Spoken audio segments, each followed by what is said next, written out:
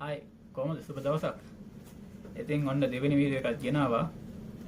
Chef බ්ලූෆින් කියලා අලුත් channel එකක් හදලා වෙල්කම් වීඩියෝ එකක් මම පබ්ලිෂ් කරුවා.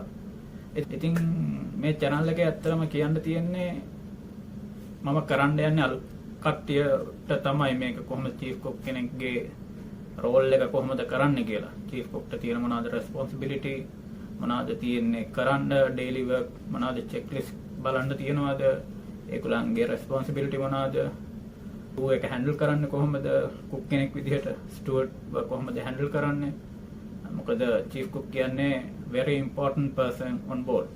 ඉතින් චීෆ් කුක් ගියත් තමයි නවක් ගේ මිනිස්සුන්ගේ සතුට තියෙන්නේ ඒගොල්ලන්ගේ හෙල්දි එක ඒ හැම දෙයක්ම තියෙන්නේ චීෆ් කුක් ගේ මේ අත් දෙකේ.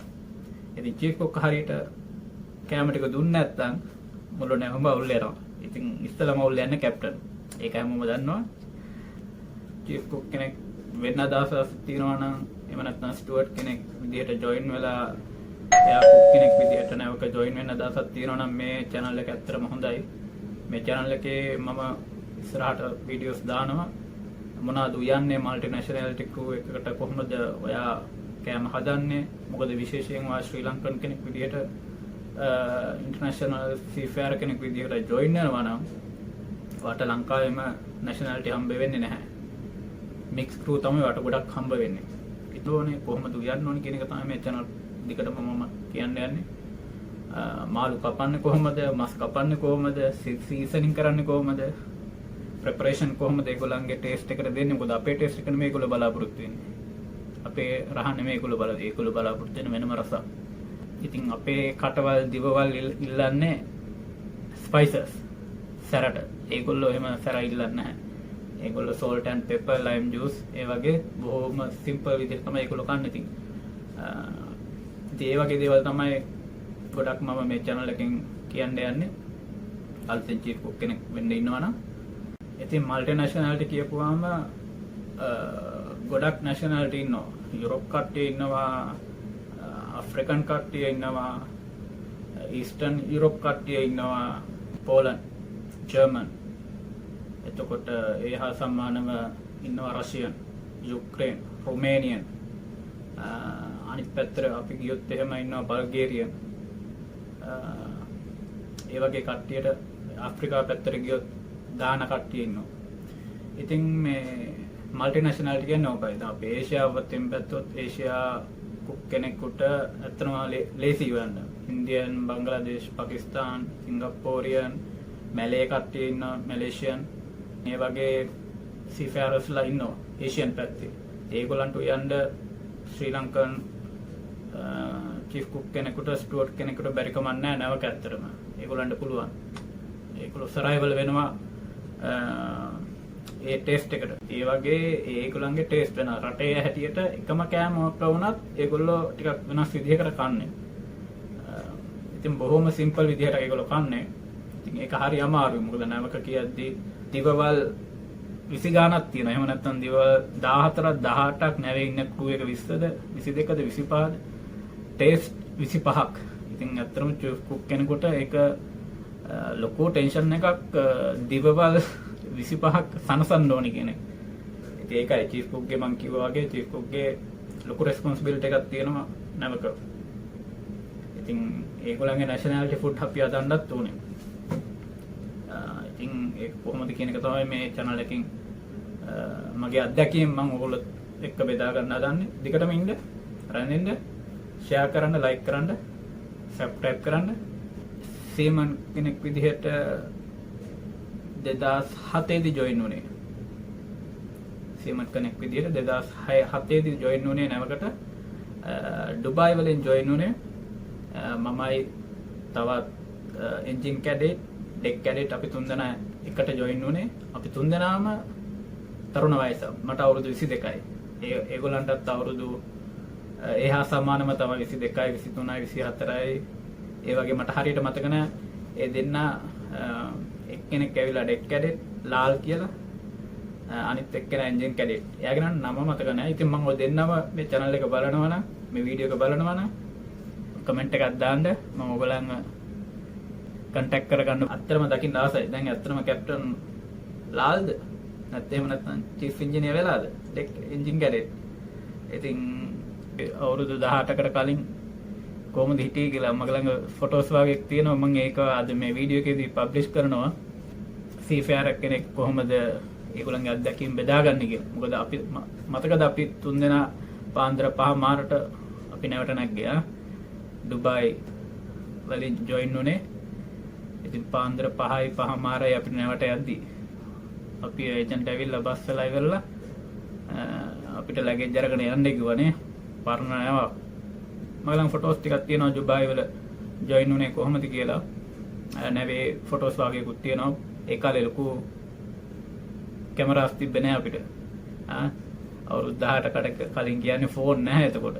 පොඩි ෆෝන් නේ තිබ්බේ මතකනේ. ඉතින් මගේ ළඟ පොඩි කැමරා එකක් තිබ්බා. ඒකෙන් තමයි මම ෆොටෝස් ගත්තේ. ඉතින් ක්ලියර් නැහැ ෆොටෝස්. ලස්සන අද වගේ ලස්සන ෆොටෝස් නැහැ. මම ෆොටෝස් වගේ ෂෙයා කරනවා. මගේ 2007 දී ගත්ත ෆොටෝස් වගේ මාර ඉස්සර කිව්වා වගේ ලොකු කැමරාස් අපිට තිබ්බේ නැහැ. මගේ ළඟ ඒ කාලේ තිබ්බා වීඩියෝ කැම් එක, හැන්ඩි කැම් එකක්. ඒකෙන් ගත්ත ෆොටෝස් වගේ තමයි මම ළඟ තාම තියෙන ඒවා බලද්දී හරි සුන්දරයි. ඉතින් මෙතන ඉන්නවා චීෆ් කුක් කෙනෙක්. ඒ මගේ ඇත්තටම ජොයින් වුණේ සෙකන්ඩ් කුක් විදියට.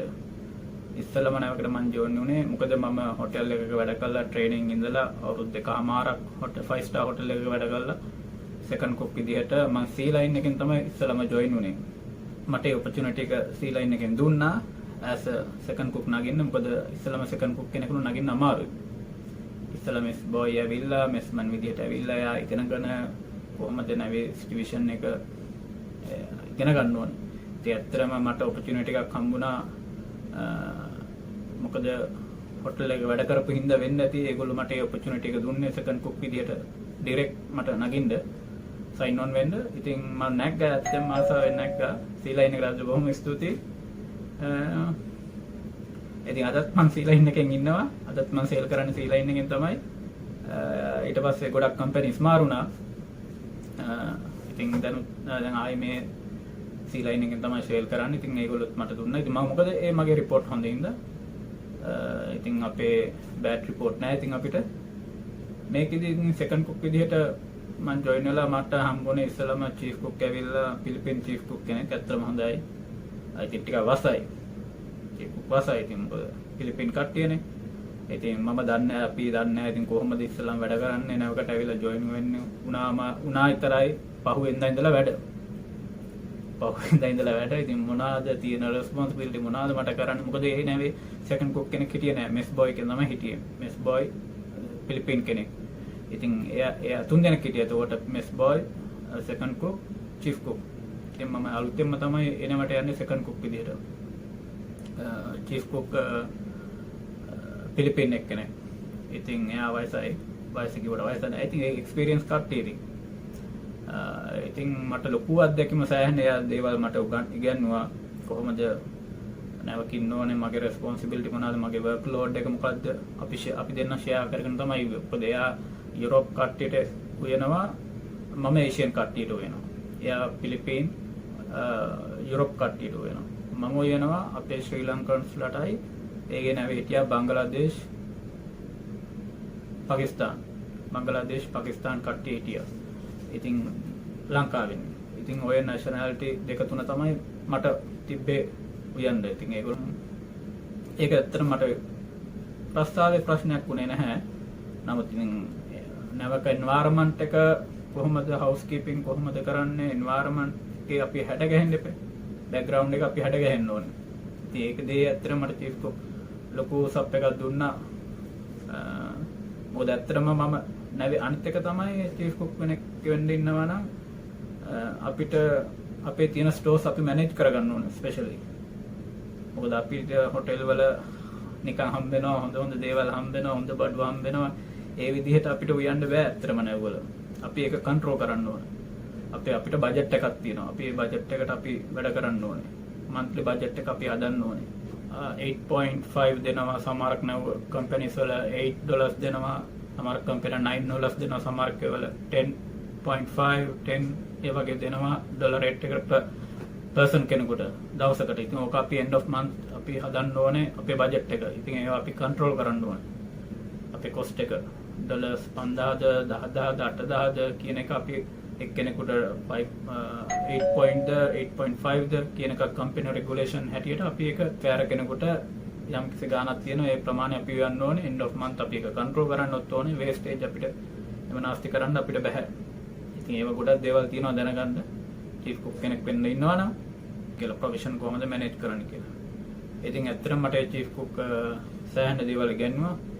ඉතින් අදින් ඒ හින්දා මම සෙකන්ඩ් කුක් වෙලා සෙකන්ඩ් කුක් විදිහට නැව දෙකක වැඩ කෙරුවා. ඊට පස්සේ මම චීෆ් කුක් වුණා. ඉතින් මම කම්පැනිස්ත් මාරු කෙරුවා. ඉතින් මට ප්‍රොමෝෂන් උත් හම්බුණා. තුන්වෙනි නැවේ ඉඳලා මම ඇස් චීෆ් කුක් තමයි වැඩ කෙරුවේ. ඉතින් ඇත්තටම මේ පිලිපින් චීෆ් කුක් ලොකු දෙයක් මට ඉගෙනුවා ඉතින්. එහෙනම් ඉතින් බොහොම ස්තුතියි රැඳී හිටියට. ඊළඟ වීඩියෝ එකේදී තවත් මම හොඳ දෙයක් අරන් එනවා. ඊළඟ වීඩියෝ එකෙන් අපි හම්බෙමු.